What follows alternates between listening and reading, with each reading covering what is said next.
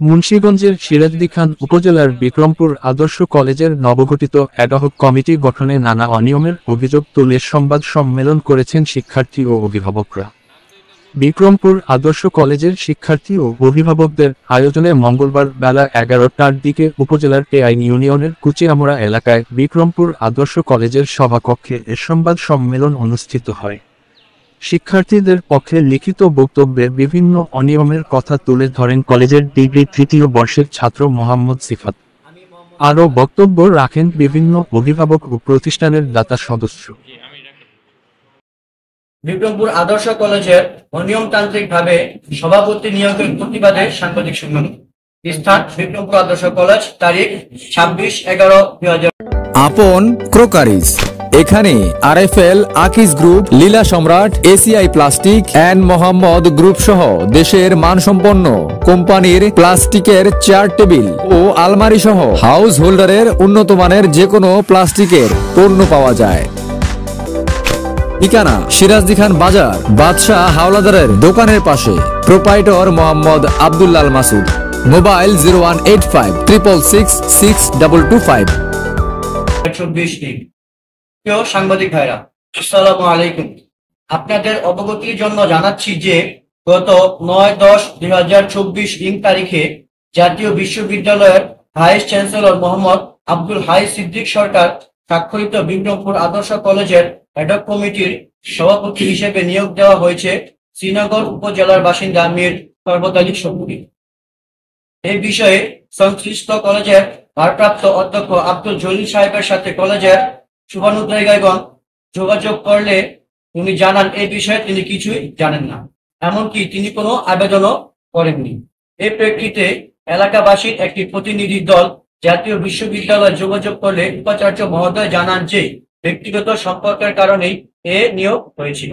এই কথায় পরিষ্কার যে এখানে কলেজের স্বার্থকে প্রাধান্য না দিয়ে ব্যক্তিগত স্বার্থকে গুরুত্ব দিয়ে তিনি দায়িত্বহীনতার পরিচয় দিয়েছেন।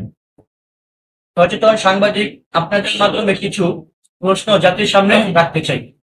কলেজের পূর্ণাঙ্গ কমিটি হোক বা অ্যাডহক কমিটি হোক, সেই স্থানে সচিবের দায়িত্ব পালন করেন অধ্যক্ষ। অধ্যক্ষের কোনো প্রকার আবেদন তথা প্রস্তাব ছাড়া কি করে সভাপতি নিয়োগ সম্ভব? উল্লেখিত যে নিয়মটি হলো অধ্যক্ষ 3 সদস্যের প্রস্তাব পাঠাবেন, সেখান থেকে উপাচার্য মহোদয় নিয়োগ দিবেন। এখানে নিয়মের যে ব্যত্যয় ঘটেছে সেটা কি উদ্দেশ্যে হয়েছে? এই ধরনের কর্মকাণ্ড নিঃসন্দেহে মে, জুলাই ও আগস্টের উন্নয়নের বিরুদ্ধে হয় কি?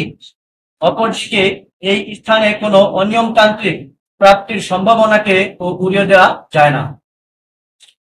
এর প্রেক্ষিতে এলাকাবাসী, শিক্ষার্থী ও অভিভাবকদের দাবি অনতিবিলম্বে জাতীয় বিশ্ববিদ্যালয় থেকে এ ধরনের অবৈধ নিয়োগ বাতিল করতে হবে। এলাকাবাসী নিয়মতান্ত্রিকভাবে যে কমিটি জাতীয় বিশ্ববিদ্যালয়ের নিকট জমা দিয়েছে সেটার অনুমোদন দিতে হবে, অন্যথায় এলাকাবাসী ও শিক্ষার্থীরা বৃহত্তর আন্দোলন গড়ে তুলবে। এতে কোনো ধরনের ক্ষয়ক্ষতি হলে তার দায় দায়িত্ব জাতীয় বিশ্ববিদ্যালয়ের উপাচার্য মহোদয়কে বহন করতে হবে। পরিশেষে সকলকে বিক্রমপুর আদর্শ কলেজের ছাত্রছাত্রী এবং অভিভাবকদের পক্ষ থেকে আপনাদেরকে ধন্যবাদ জ্ঞাপন করছি।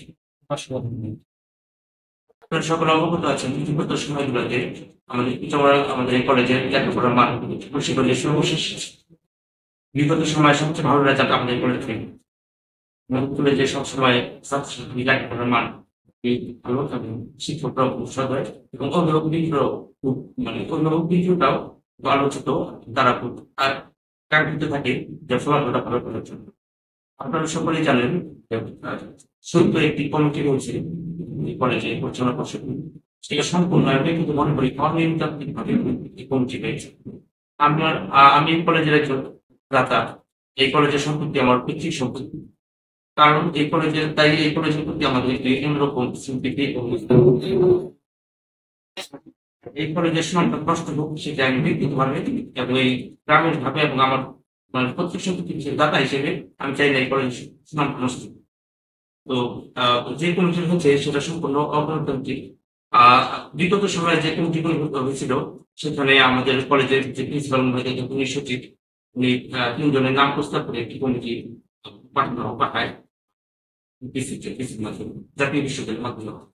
তো এবার যে কমিটি হচ্ছে সেটা আমাদের মাননীয় বিসি মহোদয় আমার মনে হচ্ছে অনিয়ন্ত্রিত ভাবে স্বজনপ্রীতি করে কারোর সাথে আলোচনা না করে, বা আমি যে একজন অভিভাবক প্লাস আমি একজন দাতা, সাবেক ছাত্র, বা আমাদের মতো যারা আছে, আমাদের গ্রামের যারা আছে, তাদের সাথে সংশ্লিষ্ট সিনিয়র মন্ত্রীদের সাথে আলোচনা না করে সম্পূর্ণ অনিয়ন্ত্রিত ভাবে অগণতান্ত্রিক পন্থায় একটি কমিটি তার পেশ করেছে। এই কমিটিটা যদি বহাল থাকে, আমার মনে হয় না যে আসলে কলেজের যা উন্নয়নটা সামনের দিকে অগ্রসর হবে। কারণ যেখানে কার সাথে কোনো সম্পৃক্ততা নেই, অভিভাবকদের সাথে কোনো সম্পৃক্ততা নেই, ছাত্রদের সাথে কোনো সম্পৃক্ততা নেই, আমাদের সাবেক যারা ছিল তাদের সাথে কোনো সম্পৃক্ততা নেই, কিংবা যারা দাতা আছে আমাদের সাথে কোনো সম্পৃক্ততা নেই, তাহলে সে কিভাবে এই কমিটি রান করে এই কলেজটাকে সামনে দিকে এগিয়ে নেবে, সেটা আমি প্রত্যাশা করছি এবং আমি প্রত্যাশা করছি সামনে দিকে এগিয়ে যাবে। তো যদি আমি এই গ্রামের পক্ষ থেকে এবং অভিভাবকদের পক্ষ থেকে এবং সাবেক ছাত্রদের পক্ষ থেকে আমি মাননীয় ভিসি মহোদয়ের কাছে জোরালো আবেদন জানাচ্ছি, যাতে সম্পূর্ণ গণতান্ত্রিক প্রক্রিয়ায় সকলের মতামতের ভিত্তিতে এবং কলেজের প্রিন্সিপাল সাহেব যে একটি কমিটি জমা দিয়েছে সেই কমিটির অনুমোদন করার জন্য তার চাপ এর বিরুদ্ধে এর বাইরে যদি কোনো কমিটি তার পেশ করে বা যে কোনো যদি বল থাকে, তাহলে আমরা গ্রামবাসী এবং আমরা অভিভাবক এবং সাবেক ছাত্ররা আমরা এর বিরুদ্ধে এই শিক্ষা প্রতিষ্ঠানকে রক্ষার জন্য আন্দোলন করি। এবং আগামীতে আমি আশা করব আমাদের এই কথাগুলি আমাদের ভিসি মহোদয় তিনি কর্ণপাত করবেন এবং সম্পূর্ণ গণতান্ত্রিক প্রক্রিয়ায় সুষ্ঠু সুন্দরভাবে একটি কমিটি উপহার দিবেন, যাতে আমাদের কলেজটা আগামীতে শিক্ষার মানটা আরো ভালো হয় এবং রেজাল্টটা ভালো হয়, অভিভাবকরা আস্থা পায় যে এই কলেজ আমার বাচ্চাটাকে পড়ে, আমার ছেলেটাকেই পড়াবে, লেখাপড়া করবে। এই কলেজের সাথে ব্যক্তি স্বার্থ নয়, হয়তো আমি জানি না তার সাথে সম্পর্ক ব্যক্তি সম্পর্ক কিনা, এই জন্য কিভাবে কমিটি দিচ্ছে সেটা আমাদের জানা নেই। তবে এই কলেজের সাথে ব্যক্তি সম্পর্ক বাদ দিয়ে কলেজের সাথে সুন্দর একটি কমিটি এবং যে কমিটিটা জমা হচ্ছে সেই কমিটির অনুমোদন হোক, যাতে কলেজটা সুন্দর হবে, লেখাপড়ার মানটা ভালো থাকে এবং ভবিষ্যতে মুন্সিগঞ্জের যে সুনামটা ছিল সেই সুনামটা ধারটা যাতে সেই আশা ব্যক্ত করে আমার পক্ষে বিশেষ করছি।